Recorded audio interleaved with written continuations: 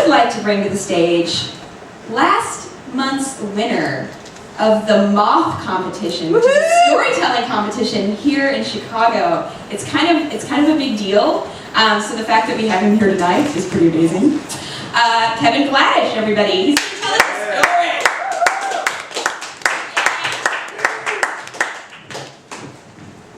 Can I take your picture? You become friends with me, I'll tag you.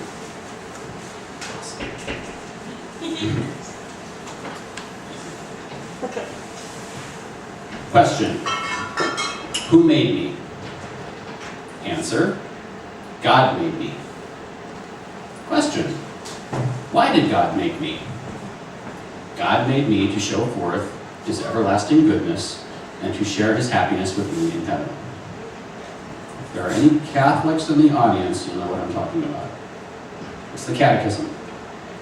And the Catechism is a series of questions and answers that the aim of which is to remove all ambiguity and doubt from living a good Catholic life. If you're sitting around wondering, why am I here? Look it up. God made me because. And to get into heaven, what must I do to gain the happiness of heaven? To gain the happiness of heaven, we must know and love and serve God in this world. How do we do that? Well, it keeps going.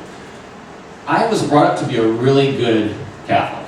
I grew up in a small working-class suburb of Cleveland, Ohio. I went to a pretty conservative Catholic school. They didn't exactly hit us with rulers on the knuckles, but that's just because it was against the law, I think, and if it wasn't, they probably would have. But the mainstay of my Catholic education was the Catechism, and that was 8th grade. Every week, we would receive a set of questions, memorize them, and then on Fridays, we'd have a test, and we'd write them out. And the trick is you had to write them out perfectly. You couldn't make a mistake. If you left off a the or an or an of, you got a point off for each one. If you said eternal instead of everlasting, you got a point off. You know, they mean the same damn thing. So I, as a perfectionistic 13-year-old kid, this test really stressed me out and kind of pissed me off too, because I knew it was bullshit. I knew that it wasn't about understanding the questions or being a good person or being a good Christian or even believing any of what you were saying. It was all about just getting it right. And as an adult perfectionist, believe me, getting it right has been a driving force in my life. So I would go to every Friday, and the teacher would announce to the class, put your desks in testing position. That testing position meant transforming the class from these neat little rows into just sort of a scattered array of desks all facing in different directions. The idea of which was to prevent people from cheating on you. But the fact that everybody else was also putting their desks in testing positions kind of made the whole thing a little silly. You know, to look at each other. My testing position was a little alcove in the back of the room, just big enough for my desk. I snuck it in there, and big enough for me to sneak in and out. I knew no one could find me in there. And even the teacher said, everyone, look at Kevin. He found the best testing position of them all. What the teacher didn't realize, and what I soon discovered, was that not only could people not cheat off of me, but that position made it really easy to put the catechism book on the floor and copy word for holy word. And I didn't have to study a thing.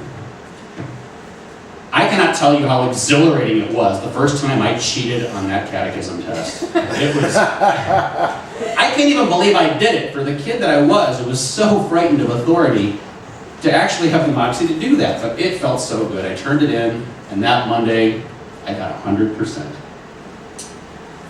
There was only 3 people that knew about this. My 3 best friends at the time. It was Chris, Tom, and Tony. Chris thought it was pretty funny. He didn't care about his grades at all. He kind of wished he had thought of it himself. Tom thought it was blasphemous, but I think he admired the technique.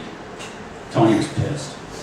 Tony was the kind of kid who really took pride in studying hard and getting good grades. And the fact that I was beating him week after week, even the weeks that I was purposefully getting one wrong just to divert suspicion away from me, really got his goat. That year, at the end of the year, I received the Religious Excellence Award. In large part because I was so good at catechism.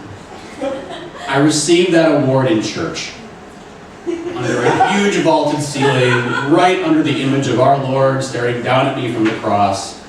My name was called, and I walked up the aisle.